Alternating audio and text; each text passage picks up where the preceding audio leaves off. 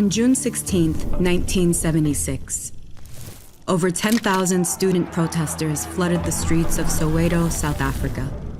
For 28 years, South Africans had been living under apartheid, a strict policy of segregation that barred the country's black majority from skilled, high-paying jobs, quality education, and much more. And in 1974, the government announced schools would be forced to teach many subjects in Afrikaans, a language used primarily by the nation's white ruling elites. But when protesters rose up to fight this injustice, the government's response was swift. Armed police officers turned their weapons onto the crowd, and over the following days they killed over 150 students, including victims as young as 13. Even before apartheid, South Africa's long history of racial violence had already cost countless black Africans their jobs, homes, and lives.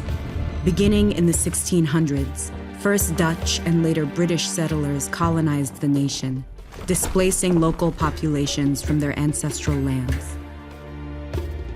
Over the following centuries, black Africans were segregated onto so-called native reserves. And by the 20th century, that meant 70% of the population was living on roughly 13% of the country's land. Deprived of their traditional livelihoods and seeking to escape these overpopulated regions, black Africans began migrating to white-controlled areas. There, they worked for low wages on white-owned farms and mines, alongside the descendants of enslaved and indentured workers from across Africa and Asia. By 1948, this exploited labor force was a primary driver of South Africa's booming economy. But economists argued that continued growth required a stable, educated, and urbanized African labor force. The ruling United Party accepted this logic, but the rival National Party argued such a workforce would threaten the white ruling class, naming their campaign Apartheid, the Afrikaans word for separateness. The National Party won the 1948 elections.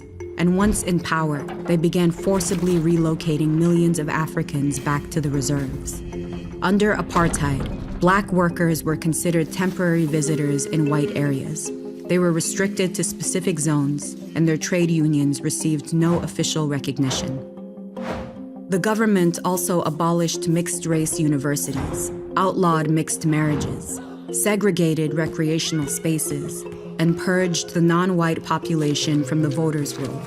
Within parliament at this time, apartheid only had a small group of outspoken opponents. But outside the government, 3 political groups were leading a popular resistance against the regime. The Communist Party, which was then legally banned in 1950, their allies in the African National Congress, and later, a splinter group called the Pan-Africanist Congress. Despite some ideological differences, all 3 groups worked to mobilize the masses against apartheid by non-violent methods. But the National Party wasn't as restrained. On March 21, 1960, policemen massacred demonstrators at a PAC rally. And within weeks, the ANC and PAC were outlawed. These events radicalized anti-apartheid leaders. And in December of 1961, Nelson Mandela and other ANC and Communist Party activists established the resistance's armed wing.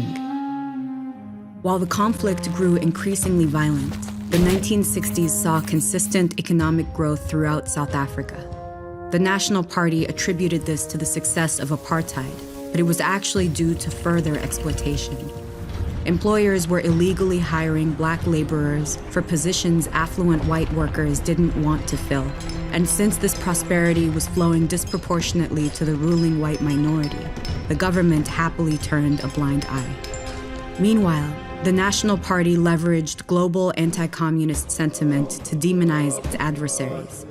In 1963, they tried Mandela and 10 others for advancing communism and training recruits in guerrilla warfare. 8 of the defendants were sentenced to life in prison, and many remaining anti-apartheid leaders were forced into exile. Over the next decade, a generation of student activists rose up to continue the fight, led in part by Steve Biko and the South African Students' Organization. Following the Soweto massacre, student protesters spread nationwide, but police violently smothered these demonstrations, killing over 600 protesters by early 1977. That same year, Biko was taken into police custody and killed in a brutal assault. In response to this violence, the international community finally called for an end to apartheid, with some countries enacting trade embargoes against South Africa.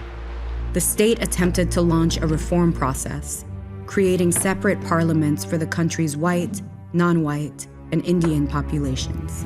But the exclusion of the African majority led to more nationwide rioting. So when F.W. de Klerk, a longtime supporter of apartheid, came to power in 1989, he concluded the only way to ensure white survival was to end the policy.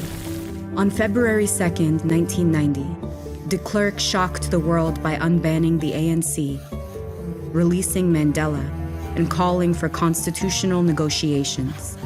4 years later, in the nation's inaugural all-inclusive elections, Mandela became South Africa's first black president. But today, the national trauma of apartheid can still be keenly felt, and many wounds from this period have yet to fully heal.